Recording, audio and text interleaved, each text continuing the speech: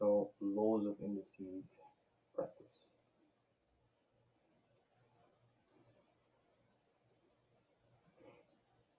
Question 1, x to the power of 5 times x to the power of 7. Question 2, x to the power of 7 divided by x to the power of 5. Question 3, x to the power of 5 all to the power of 7. And question 4, x to the power of 1. Question 5, x to the power of 0. Okay, cool. Alright, let's have a look at the solutions for this. Alright, coming through in a sec. First try it. Alright, so for the first one here, what we're going to have is x to the power of 5 plus 7, which is 12. So we add the powers over here. Here we're going to subtract it. So it's going to be 7 minus 5, which is 2. Then here we multiply them, which will be x to the power of 35. When you have x to the power of 1, it will just stay the same. Okay, so it stays the same. And this is always going to be equal to 1 when it's x to the power of 0.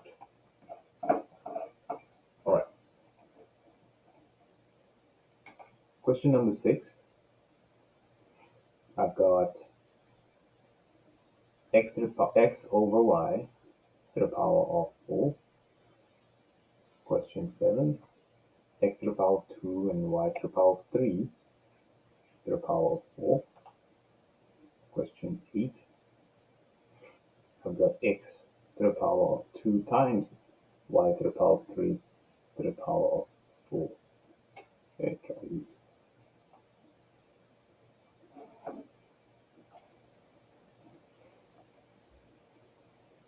Alright, let's go through this next one now. So when you have x to the power of x over y to the power of 4, what you're going to do is distribute the power to each of the terms. So this will become x to the power of 4 divided by y to the power of 4. And that's when we actually multiply it by an imaginary one. Here we would multiply 4 by every single power at the top and at the bottom. So this would be x to the power of 8, 2 times 4, and 4 times 3 is 12. So y to the power of 12. Likewise, when you're multiplying variables, you do exactly the same thing. You still multiply the powers. So this will be x to the power of 8 and y to the power of 12.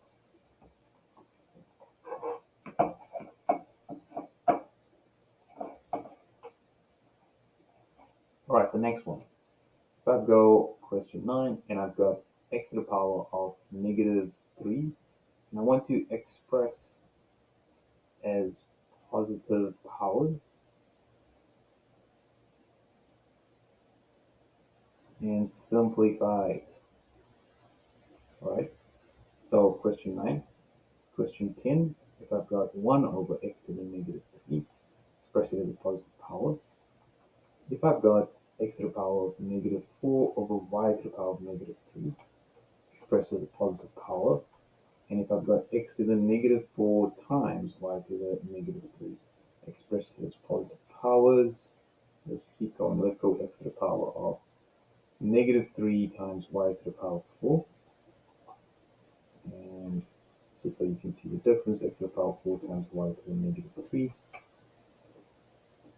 And what happens when we bring in a little bit of brackets to the negative powers, as well as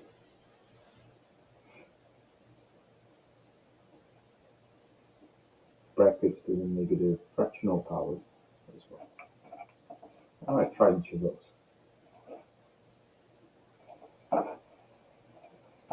Alright, let's go through each of these now. We want to make them into positive powers. So the first one here, this is technically over 1. So when I move x into the denominator, it becomes positive. So that's x to the power of 3. This one moves up and it will become positive at the top. That's x to the power of 3 at the top over 1. This one will go down and this one will go up. where we'll end up y to the positive 3 over x to the positive 4.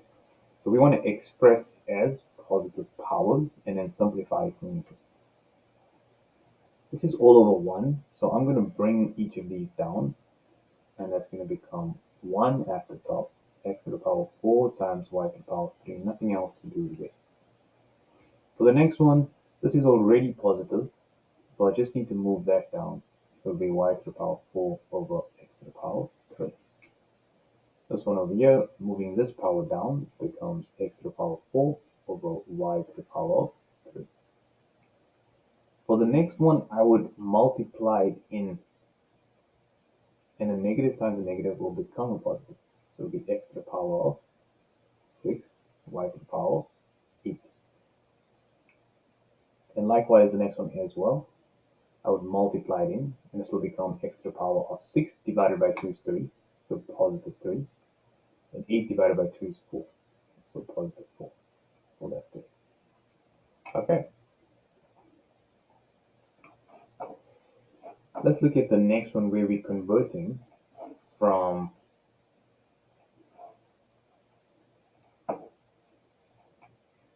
we want to convert into third form. Now the concept says if x to the power of a over b is given, it's the equivalent of saying x to the power of a to the power of 1 over b, or it's the same as saying that's a to the power of a. I just got to change it into x to the power of a to the power of 1 over b, where I've taken the a into the bracket. Or I could say x to the 1 over b on the inside to the power of a. And the moment you have 1 over b, it's the same as root b. And that would be in third form, where xa is inside.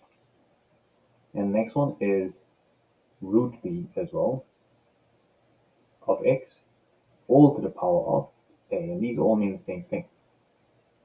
Alright? So therefore, x to the power of a over b is the equivalent of root b, x to the power of a, where the denominator goes in the root, which is the equivalent of saying root x to the power of b, root b of x, all raised to the power of n. This all means exactly the same thing. Alright, let's look at an example. Let's suppose I've got x to the power of 2/3, for example.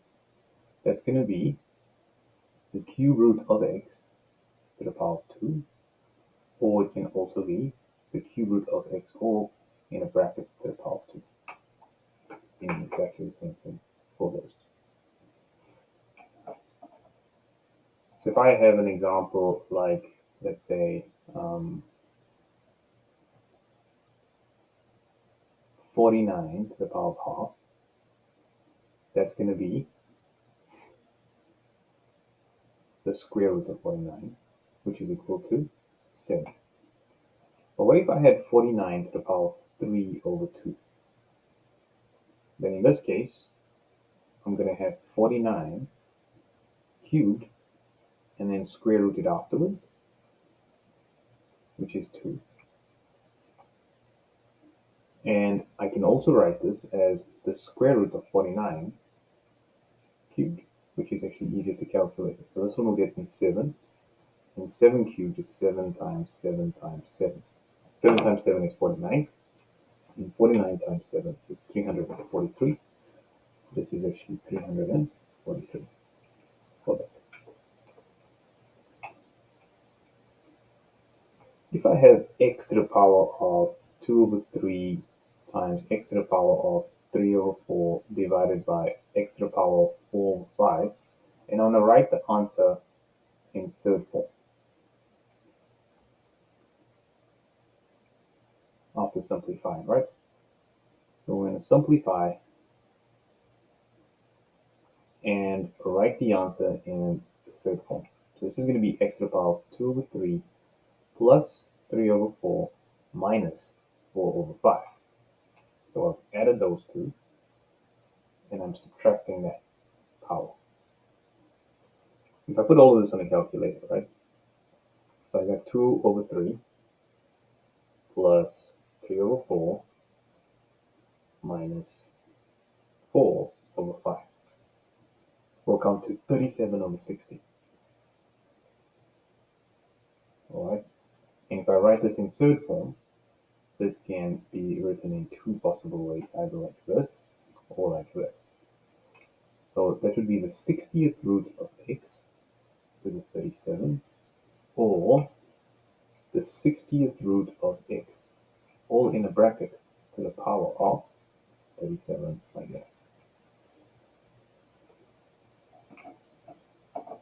Okay.